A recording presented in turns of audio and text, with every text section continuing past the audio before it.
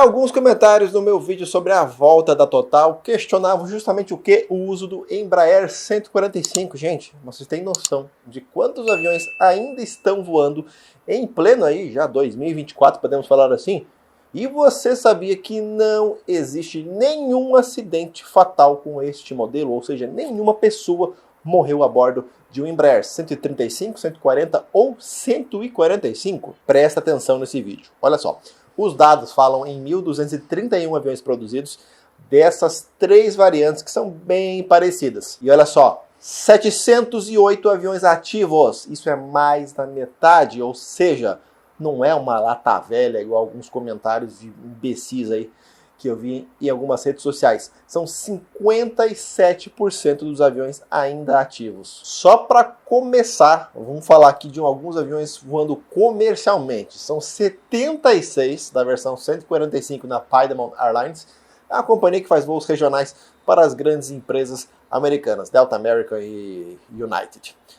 75 na Commute Air, não sei se é assim a pronúncia, também na americana, no mesmo esqueminho, lá uns esquemas que eles fazem lá por questões fiscais nos Estados Unidos. 32 unidades na JSX Air, também americana. 27 na Airlink da África do Sul, que são as variantes, no caso, 135 e 140, as menorzinhas, e 16, por exemplo, aqui na fábrica com diversas variantes, no caso, militares. 3 aviões da Lognair, da Escócia, e dá para citar aqui, por exemplo, a Arpiste da Nigéria, com 8 unidades, a Amelia International, né, da Eslovênia, com 9 unidades, a TAR México, com 12 unidades, inclusive eu fiz 2 voos nesse aviãozinho aí da TAR México, muito bacana, entre outros operadores nos Estados Unidos, na África, além de diversas forças aéreas pelo mundo e especialmente aviões executivos, os Legacies no caso. Só entre esses operadores, os maiores no caso, são 212 aviões. Vamos ressaltar que esse avião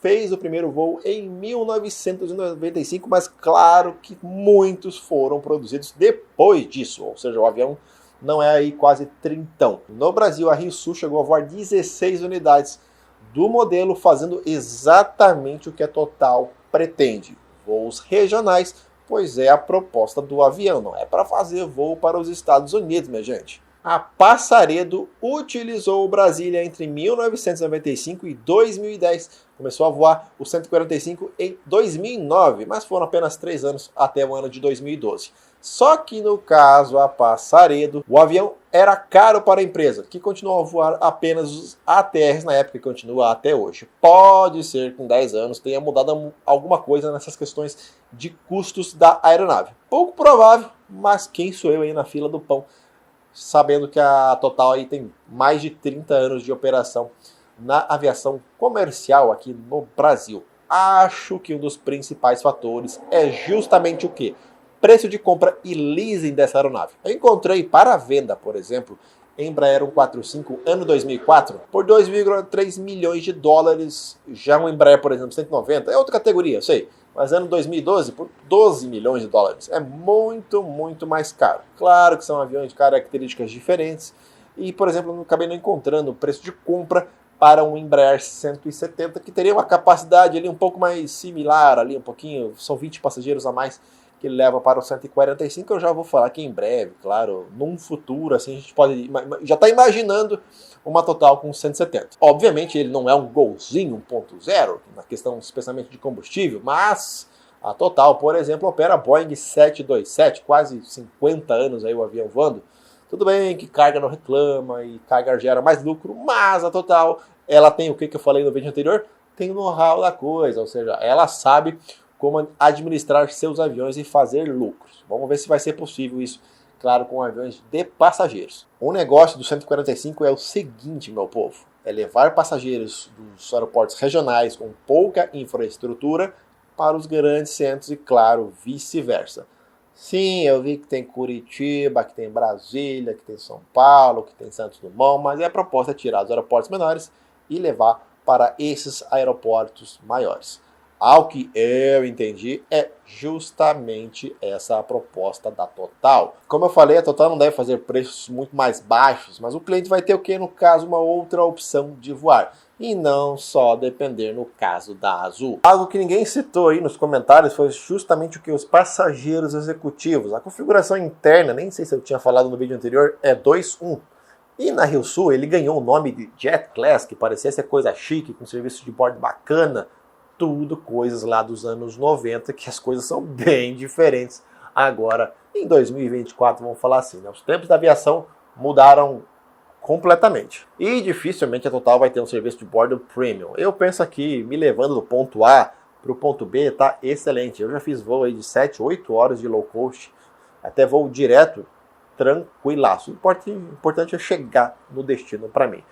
E para quem não sabe, o RJ145 foi o avião que salvou a vida da Embraer lá nos anos 90. A empresa que ainda era uma estatal e foi privatizada, e foi justamente com essa linha dos E-Jets que a fabricante brasileira entrou novamente e de vez no mercado dos jatos, especialmente na questão de jatos regionais, e é assim até hoje. Os E2 não são jatos transatlânticos igual o próprio Airbus A220 consegue fazer, e deve continuar assim por um bom tempo, ao que tudo indica. Volto a repetir aqui, os nacionalistas chatos querem que a Embraer faça um avião para competir, um avião maior no caso, para competir com Boeing e Airbus, e eles não vão fazer. O E2 sequer consegue competir em questão de vendas, em questão de flexibilidade, vamos falar assim, em relação ao A220, que é um avião mais perto em termos de capacidade, mas o alcance é maior, cabe mais passageiros. O A220 cruza até o Atlântico para rotas de baixa demanda. É um outro tipo de avião, tá? Uma categoria um pouquinho mais acima. E que bom que a gente vai ter o 145 de volta aqui ao nosso país. E imagino que com o avanço da Total, ela poderia, no caso, trocar uns 170 ou uns 175, que é algo iminente. Querer brigar com Gol, Azul e Latam não é uma opção muito inteligente para quem entende o mínimo de aviação. Lembra daquela empresa amarela que ela tentou fazer, né? Entrou no meio de uma pandemia, entrou oferecendo coisas de graça, sendo que o mercado já não trabalhava assim. Bom, você curtiu esse vídeo, você gosta do conteúdo aqui do canal, então deixa teu like, a gente se vê, até a próxima.